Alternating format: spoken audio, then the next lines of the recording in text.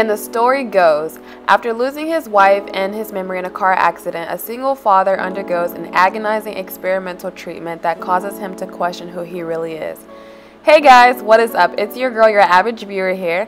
If you can't tell, I'm a huge fan of horror/thriller movies and a generally loyal fan to Blumhouse productions. Earlier this year, Amazon Prime released a new segment called Welcome to the Blumhouse, which is described as a collection of 8 unsettling genre films that tap into our deepest fears. I do plan on watching all 8 films and reviewing them. 4 were released in 2020 and the next 4 will be released in 2021. Each film is meant to explore family and love as a redemptive or destructive force. Our second film is a horror sci-fi film called Blackbox, which currently has a 6.1 out of 10 rating on IMDb. Blackbox premiered on October 6, 2020, and I watched it on Amazon Prime.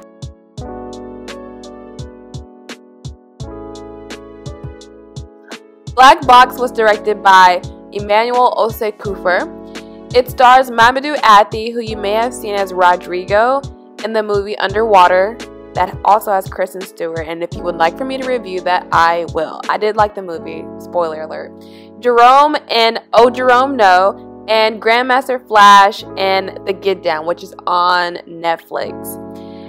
As Nolan, a father who has recently gotten into a car accident leaving him brain dead, and he is struggling with his memory and single parenthood.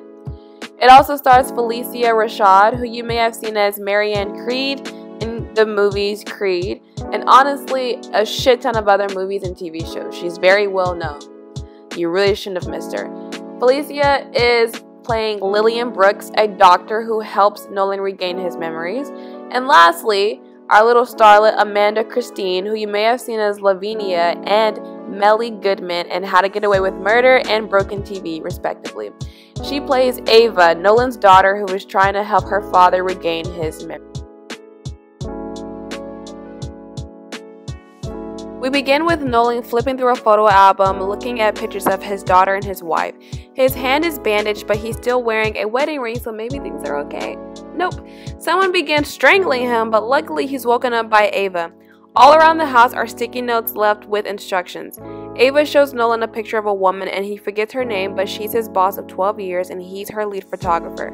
The absence of Rachel, the sticky notes, the x-rays of a head, and the voicemail left by an assistant from Dr. Brooks' office concerning an open slot for cognitive research leads me to believe that Nolan is having memory problems.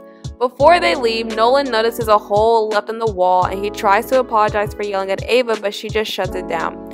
Nolan drops Ava off at school and pulls out a pack of cigarettes, but she reminds him that he doesn't actually smoke. He goes to visit Kathy, and she's rude as hell. We all did not think you were going to make it. Who the hell says that to somebody?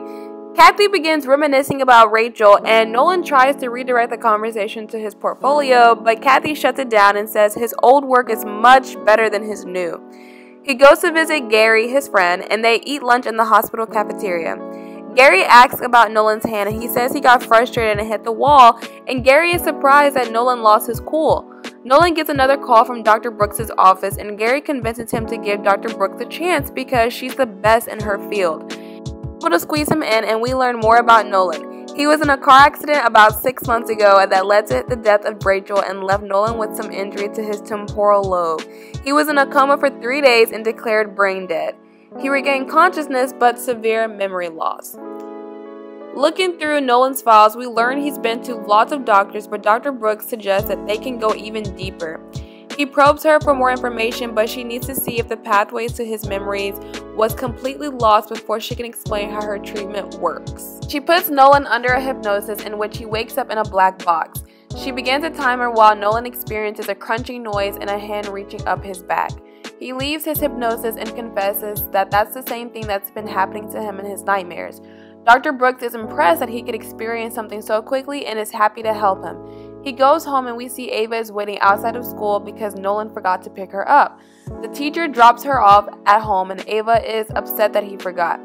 He goes to apologize, but Ava apologizes instead for being so difficult and being a burden. Nolan tries to convince her he needs her, but she just goes to make dinner instead.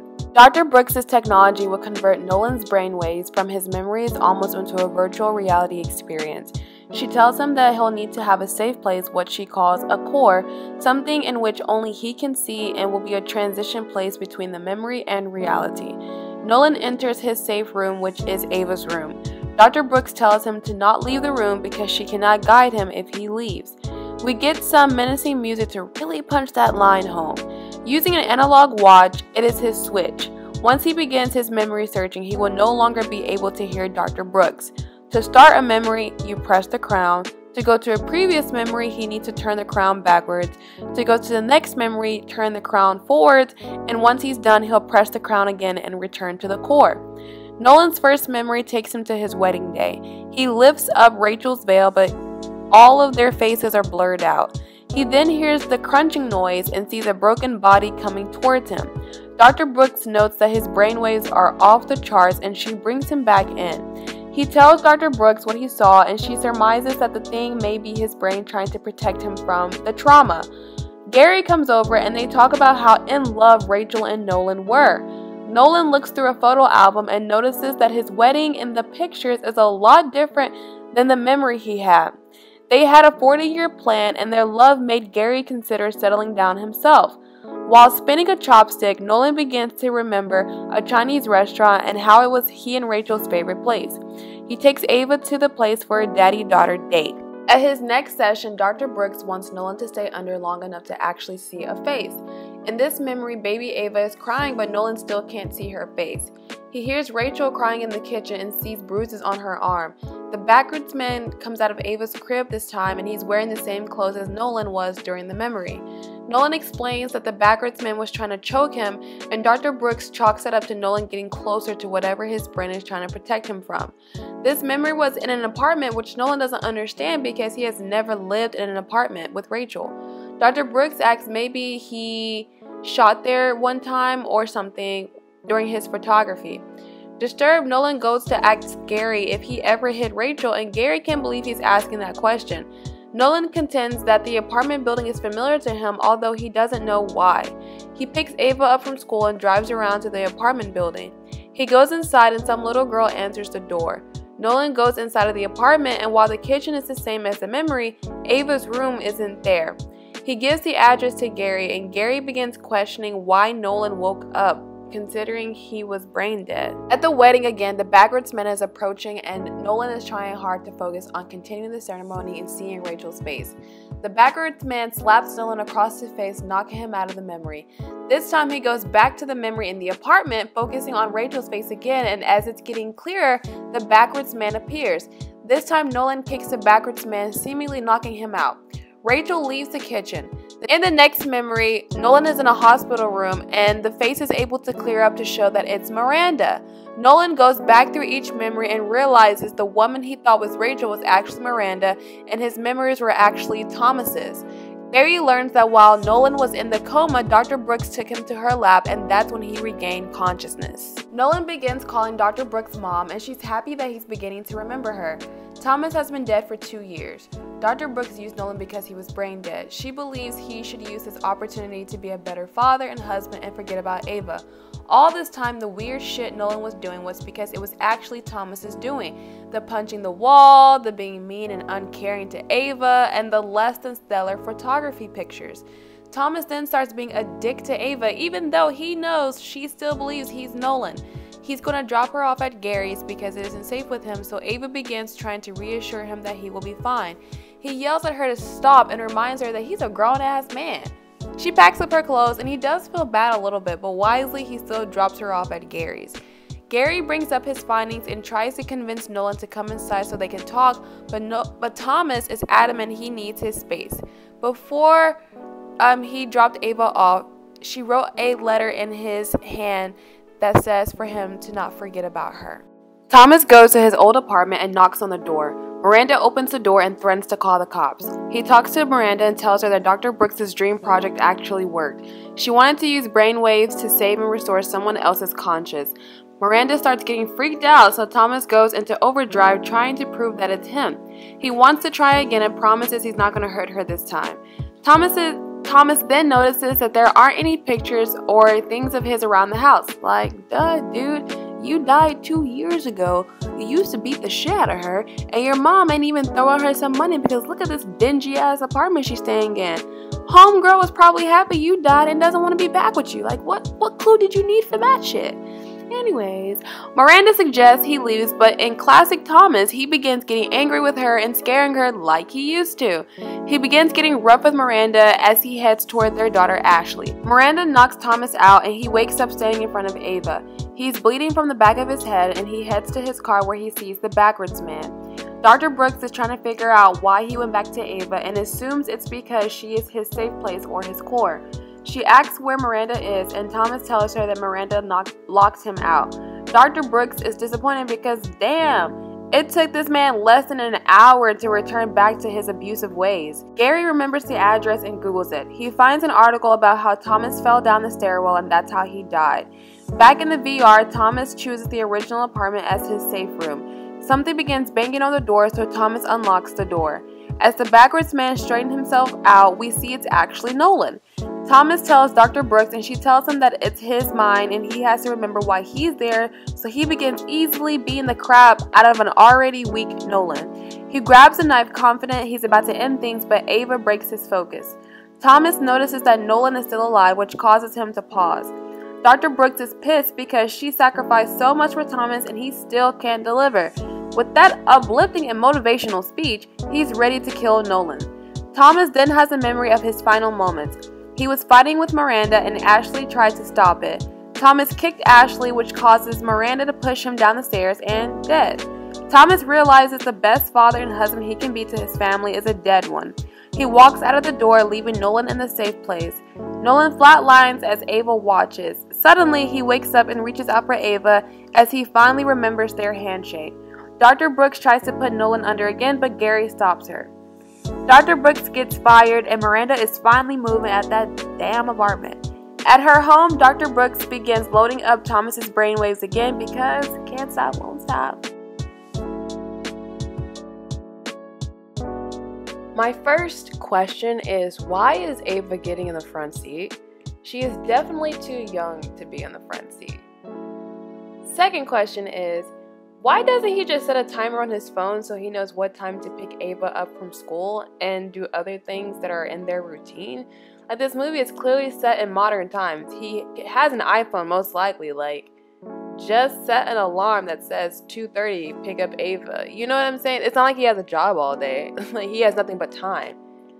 My third thing is, while I disagree with the method and reasoning of Dr. Brooks, I definitely thought she wanted Thomas to blend the two families together, with only Thomas and Dr. Brooks knowing the truth. Like, for Nolan, or for Thomas as Nolan to fall in love with Miranda, and then, you know, Ava is their stepdaughter, and Ashley is also the stepdaughter. And you guys get what I'm saying? That's what I thought this was going, and that's not what was. That's Dr. Brooks was not the morally. I don't know how to say it. The character who has a good heart but a bad intention.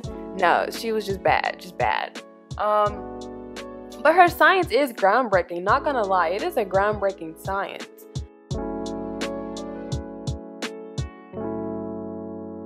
So, in the end, I give this movie 4 out of 4 stars. I actually really liked this movie. I had no idea that Dr. Brooks was the evil character in this movie at all. I would have never guessed that. I'm sure it's probably very obvious, right? It has to do with memory loss, and Nolan loses his memory, and she's the only one who can help him with his memory. Yes, I know. I get it now. However, I guess why I didn't think she was the evil character is because how is it possible that no one caught her doing all of this? You know what I mean? Because he couldn't have been the first person that she has tried this on, and or she had to have done a lot of like establishing work to get Nolan to this point. So it wasn't an easy journey for her. And plus, as we got from the first like couple of scenes, the study was calling Nolan, but I was assuming, and it wasn't Dr. Brooks specifically calling, so there's other people on this team. So there's other people around, we just never saw any of them, but you know, I don't know, I never suspected her at all. So this was a very good suspenseful movie, and you actually feel for each character. I felt for Ava. That was my girl. I was ready to fight Thomas for that shit. Like when he made the great decision to drop her off at Gary's, I was like, okay, so you do have a brain. That pink squishy thing, it actually works. The only characters I didn't care about particularly were, I mean, Ashley, just because she's a kid and she doesn't really, you know, I mean, I'm sorry she got kicked, but, and Gary. He's just a bachelor, and he serves no real purpose, I guess, besides being like the person that brings our savior, Ava, to the scene. And I appreciate him for that transport buddy, but I don't know if I wanted more of Gary.